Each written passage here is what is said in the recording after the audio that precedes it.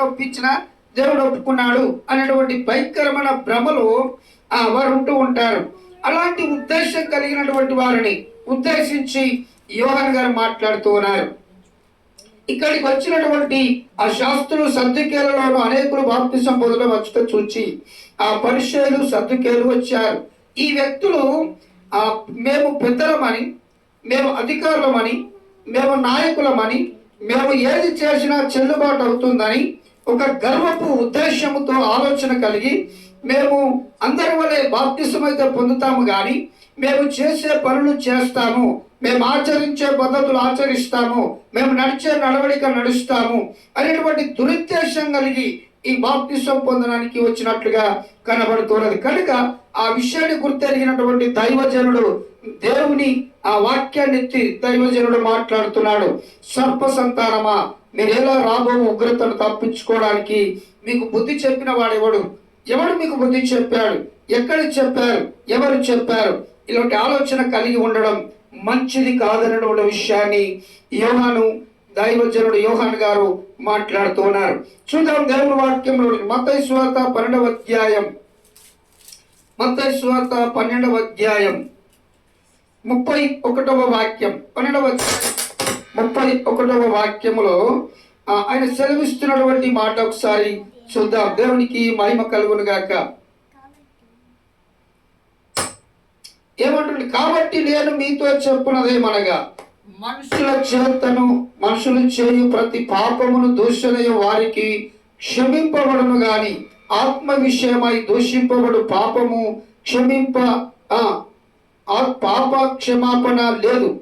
ఆత్మ విషయమై దూషకులకు పాప క్షమాపణ లేదు. అంటే దేవుని యొక్క ఆత్మను దూషించేటువంటి వారు, లేదా దేవుని యొక్క సన్నిధిని దూషించేటువంటి వారు, లేదా దేవుని యొక్క సావాసమును దూషించేటువంటి వారు, లేదా దేవుని సన్నిధిని దూషించేటువంటి వారు ఆత్మను దూషిస్తున్నారనే సంగతి మర్చిపోయి దేవుణ్ణి దూషిస్తున్నాము, లేదా యేసు ప్రభును, లేదా చర్చిని, లేదా మందిరాన్ని దూషిస్తున్నామని అనుకుంటూ ఉన్నారు.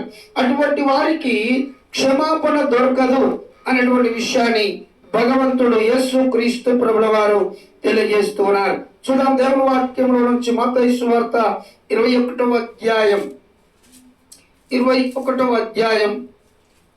చూద్దాం ఒకసారి. 34 నుంచి 35 వాక్యాలు. 21వ అధ్యాయం 34, 35 వాక్యాలు. పండ్ల కాలము సమీపించినప్పుడు పండ్లలో తన భాగము తీసుకొని వచ్చుటకు ఆ కాలపు ఎద్దునకు తన దాసుల నంపగా ఆ కాపులు అతని దాసులను పట్టుకొని ఒకరిని కొట్టిరి, ఒకరిని చంపిరి, మరి ఒకరి మీద రాళ్ళు రువ్విరి. ఒకరిని చంపారు, ఒకరి మీద రాళ్ళు రువ్వారు అని వాక్యం సెలవిస్తుంది. అంటే ఎవరిని కొట్టారు? పండ్ల కాలం అనగా కోతకాలం. మామిడి పండ్లు పాశాయి, జామ పండ్లు కాశాయి. తోట యజమాని తన దాసుని పంపించాడు కొన్ని, అరే వెళ్ళండి, మన తోటలో పండ్లు బాగా అయినాయి, వెళ్ళి తీసుకురండి అని చెప్పి తోలిచ్చాడు. తన దాసుని తోలిచ్చాడు. తోలిచ్చినప్పుడు ఈ భూమి మీద ఉన్నటువంటి కాపులు ఏం చేశారు అని అంటే పంపించినటువంటి ఆ దాసుని ఒకరిని కొట్టారు, ఒకరిని చంపారు. కారణం ఏంటంటే కాపులు అనగా ఈ సాతాను సంబస్తులే, సాతాను యొక్క సంబంధులైనటువంటి ఈ లోక పరిపాలన ఏలుతున్నటువంటి వ్యక్తులే. ఆ వ్యక్తులు యేసు క్రీస్తు ప్రభుల వారి యొక్క దాసుని కొట్టి ఒకరిని చంపారు. ఎందుకని? తన మనుషులైనటువంటి ఫలమును తీసుకువెళ్ళడానికి వస్తున్నటువంటి ఆ దాసులను అభిమానించినట్లుగా కొట్టినట్లుగా చూస్తున్నాం. అలాగే ఆదికాండం 3వ అధ్యాయం 15వ వాక్యంలోను అదే మాటలు రాయబడి ఉన్నాయి. యెషయా గ్రంథం 57వ అధ్యాయం 34వ వాక్యంలో కూడా అదే మాటలు రాయబడి ఉన్నాయి. చూద్దాం ఒకసారి. యెషయా గ్రంథం 57వ అధ్యాయం స్తోత్రం. యెషయా గ్రంథం 57వ అధ్యాయం 3-4 వాక్యాలు. దేవానికి వందనాలు, స్తోత్రాలు నాయన, నీకే మహిమ. 57వ అధ్యాయం 3-4 వాక్యాలు. ఆ మంత్ర ప్రయోగ కొడుకులారా, వ్యభిచార సంతానమా, వేశ్య సంతానమా, మీరు ఇక్కడికి రండి. మీరు ఎవరిని ఎగతాళి చేయి చూచున్నారు? ఎవరిని చూచి నోరు తెరచి నాలుకలు చాపుచున్నారు? మీరు తిరుగుబాటు చేయువారును అబద్ధికులను కారా? దేవునికి మహిమ కలుగును గాక. ఎవరంటే వీళ్ళు అబద్ధికులు, వేశ్య సంతాన మంత్రమయ కొడుకులు. అంటే దేవుని యొక్క సన్నిధిని, దేవుని యొక్క సావాసమును తృణీకరించి తిరుగుతున్న సాతాను సంబంధులను వ్యభిచార కొడుకులని, సాతాను వేశ్య సంతానమని, సాతాను సంబంధికులని దేవుడు హెచ్చరిస్తూ ఉన్నాడు. దేవునికి మహిమ కలుగును గాక. దేవుడు హెచ్చరించినటువంటి విషయాన్ని ఎవరు కూడా ఆలోచించకుండా అనాలోచనంగా మాట్లాడుతూ దేవునికి విరుద్ధంగా, వ్యతిరేకంగా మాట్లాడుతూ ఉన్నారు.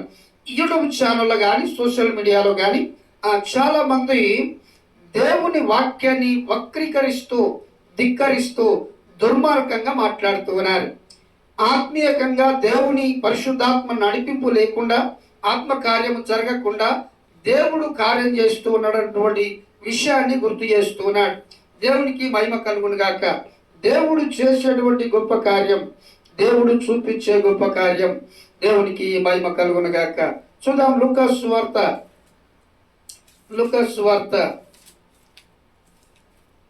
3వ అధ్యాయం 7వ వాక్యం. లూకాసు సువార్త 3వ అధ్యాయం 7వ వాక్యాన్ని చూసుకుందాం. స్తోత్రం, స్తోత్రం. 3వ అధ్యాయం 7వ వాక్యం లూకాసు సువార్తలో ఆయన చెప్పినటువంటి ఒక మాటను చూసుకుందాం. అతడు తన చేత బాప్తిసం పొందవచ్చిన జనసమూహమును చూచి, సర్ప సంతానమా, రాబో ఉగ్రతను తప్పించుకొనుటకు మీకు బుద్ధి చెప్పిన వాడెవడు? మారు మనసులకు తగిన ఫలము ఫలించుడి. అబ్రహ్ము మాకు తండ్రి అని మీలో మీరనుకున్న మొదలు పెట్టుచున్నవద్దని దేవుడు ఈ రాళ్ళ వలన అబ్రహ్మునకు పిల్లలను పుట్టింపగలడని మీతో చెప్పుచున్నాను నేను. దేవునికి మహిమ కలుగును గాక. దేవుడు అబ్రహ్మునకు పిల్లలు కావాలి అని అంటే రాళ్ళ వలన కూడా పిల్లల్ని పుట్టిస్తారని, పిల్లల్ని బాగు చేస్తారని దేవుని వాక్యం సెలవిస్తున్నది. అదే మాట యోహాను సువార్త 8వ అధ్యాయం 44వ వాక్యంలో అదే మాట సెలవిస్తూ ఉన్నాడు. చూద్దాం ఒకసారి. 44 మీరు మీ తండ్రి యగు అపవాది సంబంధులు, మీ తండ్రి వృక్షలు, మీ తండ్రి దేవునికి మహిమ కలుగును గాక. మీ తండ్రి దురాశలు నెరవేర్చగోరుచున్నారు. ఆది నుండి వాడు నరహంతకుడై ఉండి సత్యమందు నిలిచి ఉండేవాడు కాడు. వాడి యందు సత్యమే లేదు. వాడు అబద్ధమాడునప్పుడు తన స్వభావము అనుసరించియే మాటలాడును. వాడు అబద్ధకుడును, అబద్ధమునకు జనకుడునై ఉన్నాడు. దేవునికి మహిమ కలుగును గాక. మీరు మీ తండ్రి యగు అపవాది సంబంధులు, మీ తండ్రి దురాశలు నెరవేర్చగోరుచున్నారు. ఆది నుండి వాడు నరహంతకుడై ఉండి సత్యమందు నిలిచిన వాడు కాడు. వాడి యందు సత్యమే లేదు. వాడు అబద్ధికుడును, అబద్ధమాడునప్పుడును తన స్వభావము అనుసరించే మాటలాడును. వాడు అబద్ధికుడును, అబద్ధమునకు జనకుడునై ఉన్నాడు. దేవునికి మహిమ కలుగును గాక. సాతాను సర్పరూపంలో వచ్చి మనుషులను మోసం చేసి, దుర్మార్గమైనటువంటి అబద్ధాన్ని నిజమని నమ్మించి, మాయా ఉచ్చులో బంధించినటువంటి ఆ దేవుని వాక్యాన్ని లేదా దేవుని మాటను ధిక్కరించి మాట్లాడేటట్లుగా వాడిని చేస్తూ ఉన్నాడు. చూద్దాం దేవుని వాక్యంలో నుంచి 2 కొరింథీయులకు రాసినటువంటి పత్రిక 11వ అధ్యాయం. కొరింథీయులకు రాసినటువంటి 2వ పత్రిక, దేవుని 2 కొరింథీయులకు రాసినటువంటి గ్రంథం 11వ అధ్యాయం 3వ వాక్యాన్ని చూద్దాం ఒకసారి.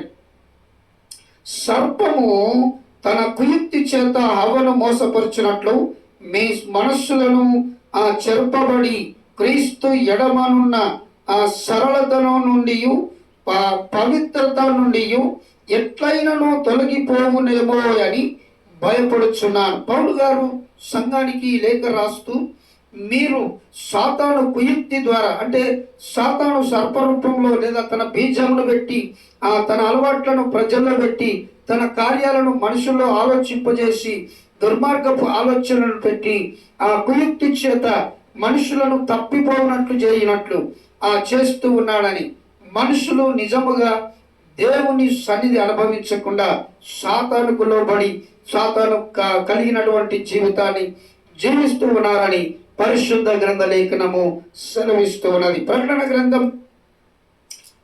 గ్రంథం 12వ అధ్యాయం 9వ వాక్యం. దేవునికి మహిమ కలుగును గాక. చివరి వాక్యాన్ని చూసుకుందాం. 12వ అధ్యాయం 9వ వాక్యంలో ఆయన సెలవిస్తున్నటువంటి మాట ఏంటంటే, సర్వలోకమును